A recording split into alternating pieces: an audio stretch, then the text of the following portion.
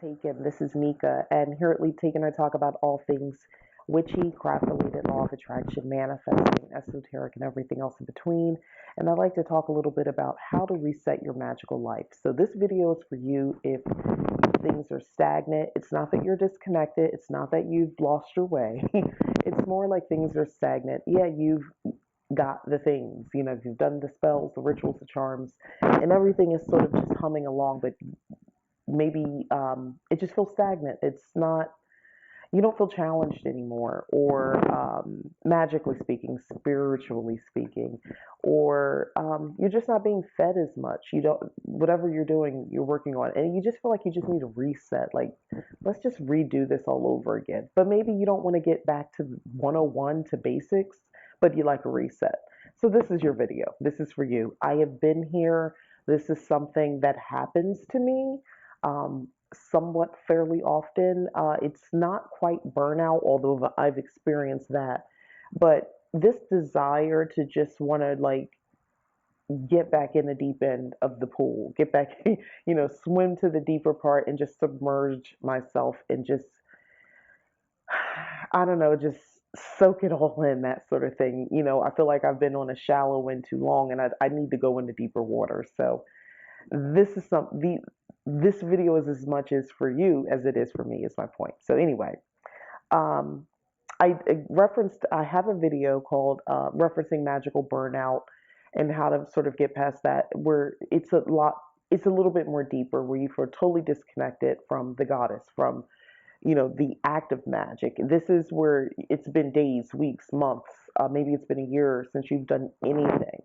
That's a little bit different. This one, I mean, you could apply this approach, but this is more for you're active, you still do things, you still celebrate, or do ancestor veneration. You this is something that you're maintaining. You have your altar set up, you're maintaining it, and so forth. The issue is it kind of feels like humdrum.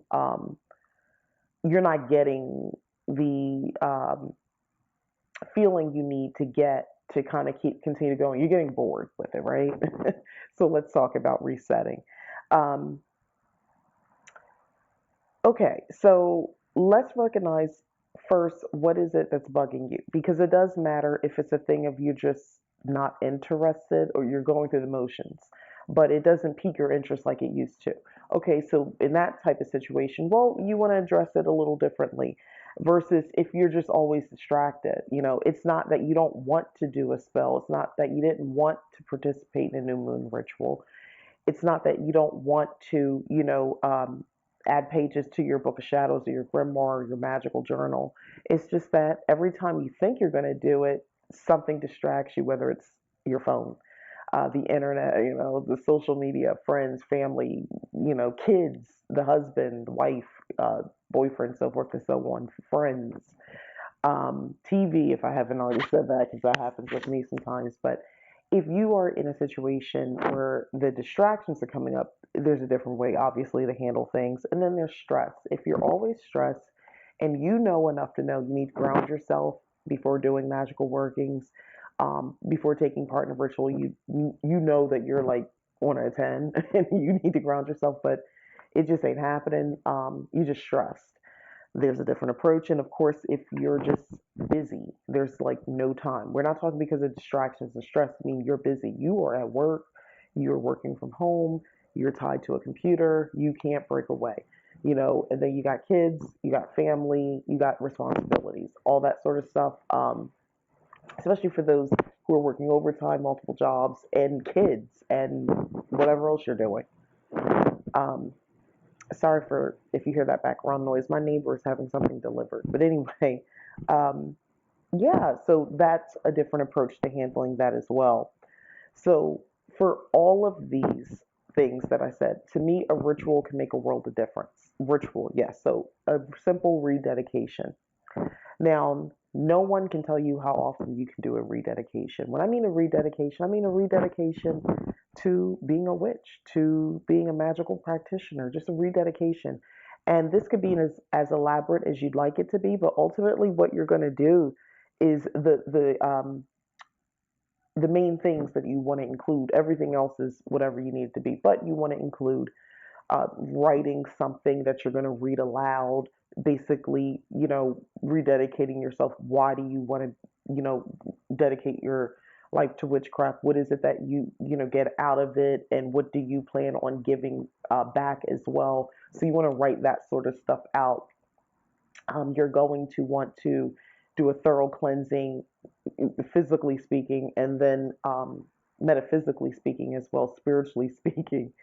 Do a thorough cleansing of yourself, and really just as come as best as you can with the right positive mindset. I want to say the right for the rededication, because if you're kind of jaded and a little, I don't want to say jaded. If you're in a slump, magical slump, or you are dealing with a lot of distractions, just come as best as you are. Don't stress about not being 100% in your normal witchy self, or your magical self.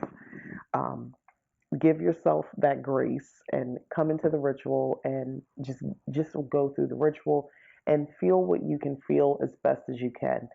Um, I say this because I'm going to follow up with everyday magic is going to be important as well, but not in a way where it feels like you're just going through the motions and you don't really believe it. It's more mental.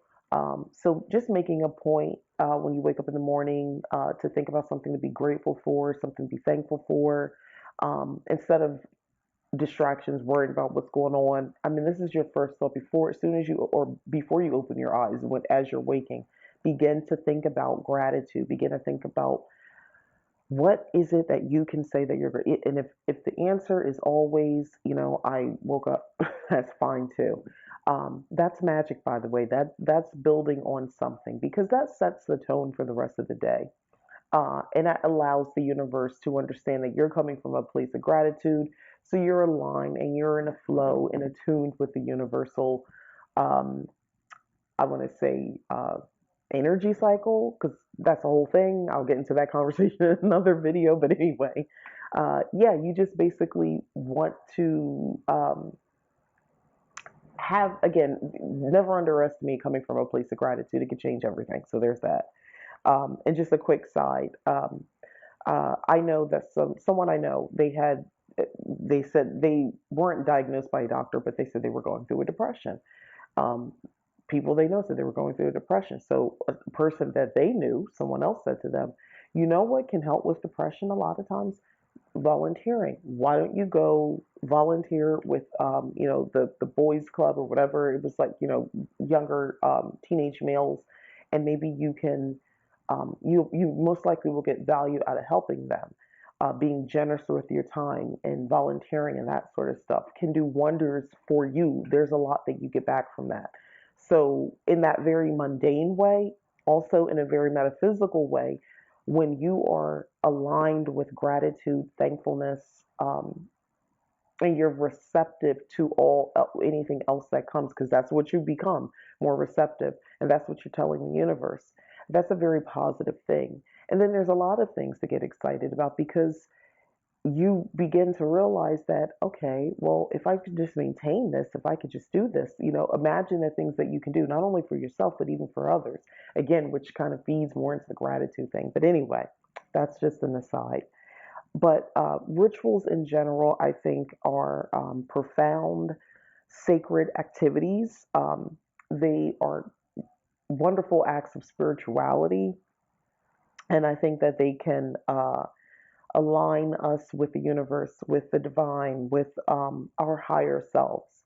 So I'm going to push and advocate for a ritual. And if it's something that you need help with and you don't want to do it alone, that's fine too. Maybe if you're fortunate enough to have people that that would be great that could participate. But open yourself up to something virtual as well, maybe, a la Zoom meeting style, and you guys all have your circles set up or however you're going to do it, and you kind of all start the ritual at the same time, so everyone takes a turn. Even if it's just one other person, you take a turn reading something. It could be a burning ritual as well, where you're just sort of burning off, you're writing down the things that you feel are causing you to be stagnant within your spiritual life, and you write those things down, and burn them. And that's something you and someone else can do. You say some other words, and Wicca style, cakes and nail at the end.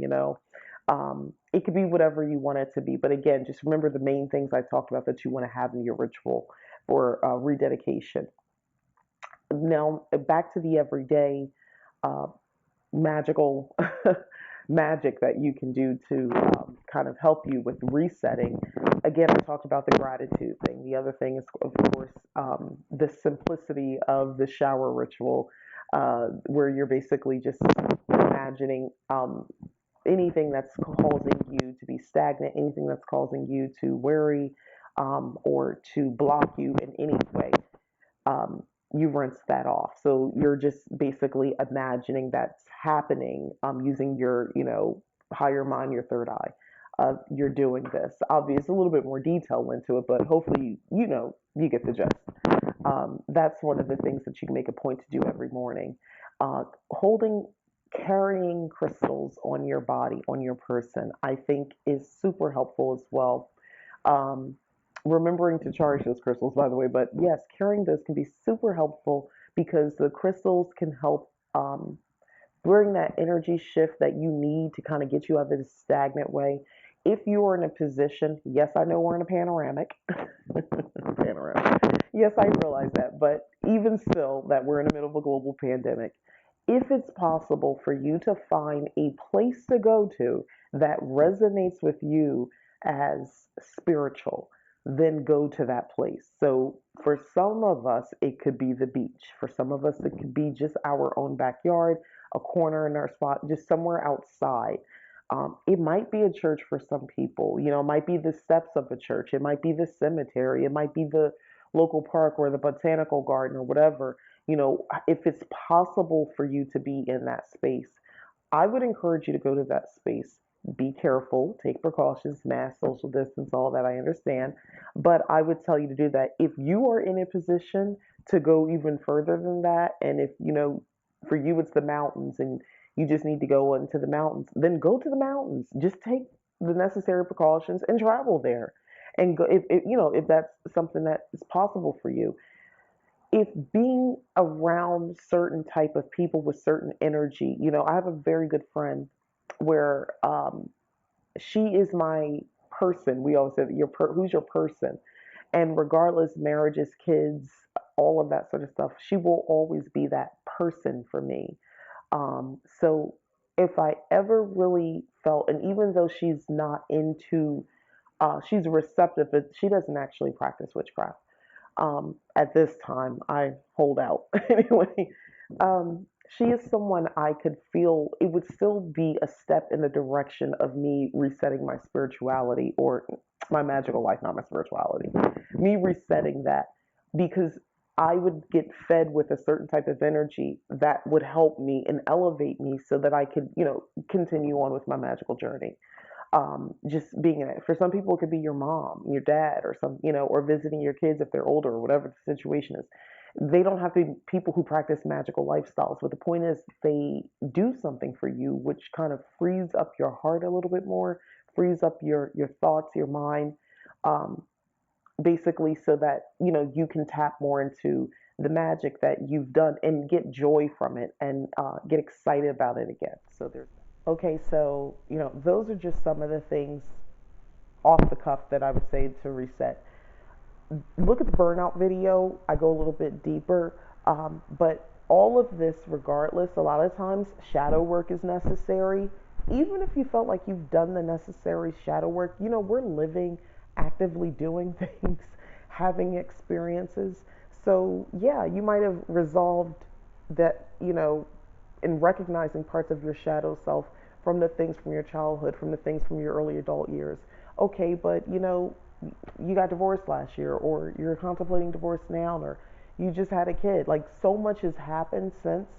You may need to revisit that and see where you stand because we're complex individuals. Things aren't not all they shouldn't remain the same. You should be evolving, and with evolving comes challenges. There may have been trauma. There may have been healing that is necessary that wasn't really sought out because you felt like you dealt with everything, so you don't need to revisit that. That also can get in the way as well. And then finally, I just want to say this. Sometimes, and this is the unconventional approach, sometimes it's not you, it's not anything to do with your magic. It's not anything to do with anything that you're personally doing. Sometimes it's the people in your life. Sometimes in people who might mean well and some who don't, who are getting in the way with their energy. And every time you sit down and do a spell, or you try to journal, or you try to create a page in your book of shadows, or you saw a really cool spell that you wanted to maybe mock up and make your own, and you were wanting to write it down, and you wanted a space or time to think about it, there are people in your life who are, even if they're not physically in a room with you, they constantly undermine you, and it kind of makes you feel less confident, and that can kind of go over into your magical workings, and you might be in need a reset from that. And the obvious reset is get the people out your life, but you also, your reset is going to be learning to protect yourself better, better protection spells, better cleansing more, getting on a routine schedule of doing cleansings and things like that. That might be more of what you need to do to reset. It's not so much that it's not in you, or that you're stumped, or that you're distracted. Well, you are distracted, but yeah, other people can get in your way. Um, I talk about will, someone's will. So a lot of times people say, well, I did a spell on this person and it didn't work. They didn't do what I wanted them to do, or they didn't stop doing something I wanted to do. A prime example is a situation in a couple with a couple.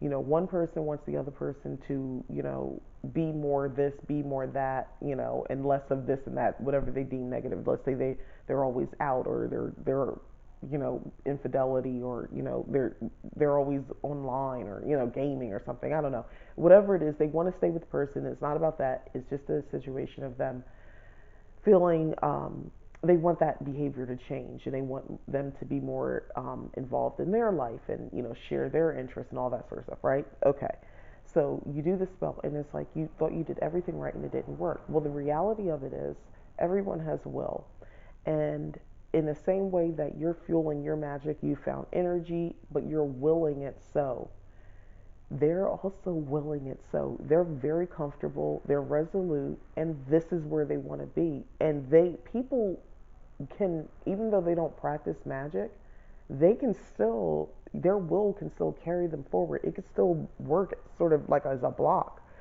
to us witches and things like that, to not manipulate their energy. It is very possible for them to do that. What other explanation is there? Other, oh, it doesn't work? No, because there are others that it does work on. And not saying that you should do this, but we know there are people who are a little bit more, we'll just say a little bit more weak-minded, and I'm putting it mildly. People who are easily to manipulate. If you're paying attention to the politics that's happened for the last 4 or 5 years, we understand there are people who are amongst us who can be manipulated very easily. Those are the perfect people to do spells on. You can manipulate them so easy. And here's the thing, it's not even manipulating for something bad. I mean, you could just maybe get them to change their life a certain way. But the point is, those are the type it's easy to manipulate. But when you're dealing with somebody who knows their mind, or believes so, that's powerful intention, and you're going up against that. I'm not saying that you can't overcome it. I'm saying you would be spending a lot of energy trying to chip away, chip away. You may get some results, but you're wondering why it doesn't fully work, but that's why. And in that situation, when instead of, back to my original thing, if it's a person, kind of their energy getting in the way, um, yeah, you might need to remove yourself from that situation, because ultimately you don't want to live a life where um, you're dealing with having to constantly protect yourself, protection charms, spells, have amulets on you, carry protective crystals in your own home. You know what I mean? I'm talking about people who live with you, or people who are around in your home very often, especially as an adult. Now, if you're younger and you're working, you live in your parents' house or wherever, and you're still kind of dependent on someone else, that's going to be tough. Your magic needs to be focused on getting out of that situation. So, you're going to have to find your will and get you out of that. That is your reset. But in situations like that, yeah, you may need to just remove yourself. And that's a very tough thing. I have been there, and that is not a fun time, because you realize it's not you, it's the universe. Everything's telling you you need to do something about this situation that you're in. Either this person has to fix their energy, or you're going to have to remove yourself. But you can't live in constant protection and all that sort of stuff, and all these wards and guards. Like, when do you let your guard down? Of course you're going to feel like you need a reset, and it's hard for you to get your magic going, because you're using so much of your energy just trying to keep yourself protected. That's not good either. So that's pretty much it. That's the video on resetting your magical life. Again, this is more for those. This video wasn't for those who were like in a deep, dark depression, or if you're going through a whole lot. I mean, you can think of some of this, but maybe on the back end. But for that to me is just, if you're going through that, most likely there's some not most likely, shadow work is definitely necessary. Getting a therapist, getting a spiritual coach, getting books that feed your soul and that will help guide you. Watching a channel like this, where I try to push more positivity, but not the fake kind, and practicality when it comes to magical living. So, yeah, that's pretty much it. So, thanks again for watching. I'm Mika. This is Leap Taken. Please like, subscribe, share, and if you have already subscribed, I really appreciate it. I thank you very much for watching. Alrighty, bye bye.